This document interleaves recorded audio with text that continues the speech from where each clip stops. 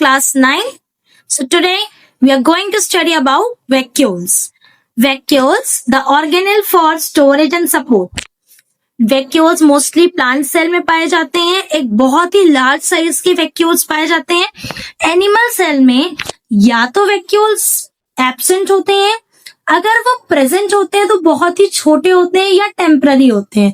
But plant cell में एक prominently basis में बोल सकते हैं, बहुत परमानेंटली बेसिस पे वैक्यूल पाए जाते हैं और एक लार्ज सेंट्रल वैक्यूल पाया जाता है, जो जिसकी वजह से जो हमारा न्यूक्लियस होता है वो सेंटर से साइड की तरफ शिफ्ट हो जाता है. वैक्यूल सराउंडेड रहता है एक सिंगल सिलेक्टिवली परमिएबल मेम्ब्रेन से और उसके अंदर वाटरी फ्लूइड फिल्ड रहता है जिसको हम सेल सेप बोलते हैं. तो वैक्यूल के बाहर है सिलेक्टिवली परमिएबल मेम्ब्रेन और वैक्यूल के अंदर है वाटरी फ्लूइड फिल्ड सेल सेप. ठीक है, सेल सेप एक जो फ्लूइड फिल्ड रहता है उसको कहते हैं. और जो वैक्यूल है उसका काम होता है सारी चीजों को स्टोर करना, वाटर को, मिनरल्स को, शुगर को, वेस्ट मटेरियल को, सबको स्टोर करके रखता है. और ये लार्ज अमाउंट ऑफ वाटर को स्टोर करता है तो सेल के अंदर एक प्रेशर बना हुआ रहता है. ठीक है, और सेल को एक स्टेबल स्ट्रक्चर और स्ट्रेंथ प्रोवाइड करने में, बेसिकली स्ट्रक्चर बनाने में सेल का हेल्प करता है.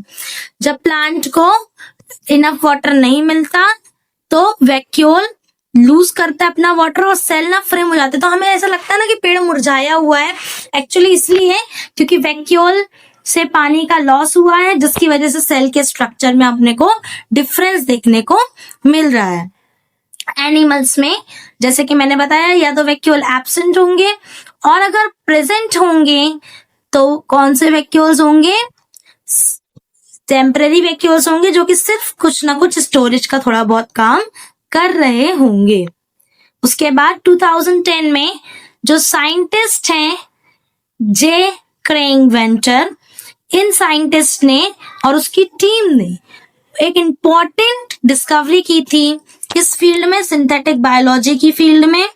और उन्होंने सबसे पहले किसका स्टडी किया था? कंप्लीट डीएनए के सीक्वेंस का स्टडी किया था. सिंपल बैक्टीरिया का. कौन सा बैक्टीरिया है? सबसे सिंपल और सबसे छोटा बैक्टीरिया होता है माइकोप्लाज्मा.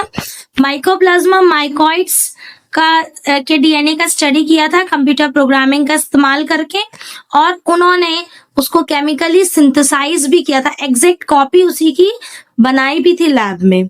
नेक्स्ट उन्होंने फिर से क्लोजली रिलेटेड एक बैक्टीरिया लिया, उसका भी डीएनए रिमूव किया, बट जो रेस्ट ऑफ द सेल था वो वैसा ही रखा, साइटोप्लाज्म वगैरह, और उन्होंने जो सिंथेटिक बैक्टीरिया बनाया था उसको इंसर्ट किया. तो उसके बाद उन्होंने देखा कि सेल्स ग्रो करना स्टार्ट कर दिया, डिवाइड करना स्टार्ट कर दिया, और वो जो सिंथेटिक बैक्टीरिया था जिसको उन्होंने बनाया था और इंसर्ट किया था उस सेल में, उस वही पूरे सेल को इंस्ट्रक्ट कर रहा था और उसी का सारा इंफॉर्मेशन वो सेल कंटेन कर रहा था.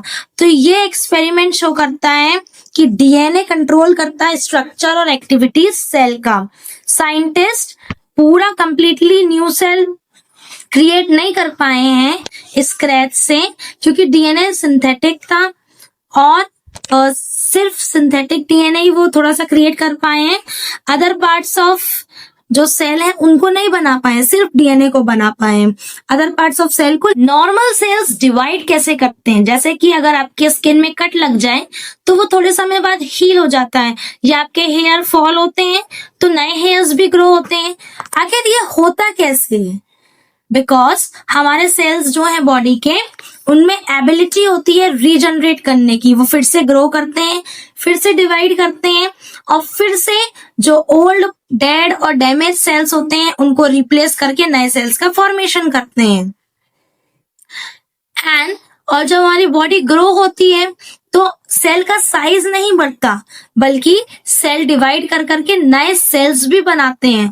तो ये मत समझिए कि ग्रोथ में सिर्फ सेल का साइज बढ़ता है, सेल का डिवीजन भी होता है और न्यू सेल का फॉर्मेशन भी होता है.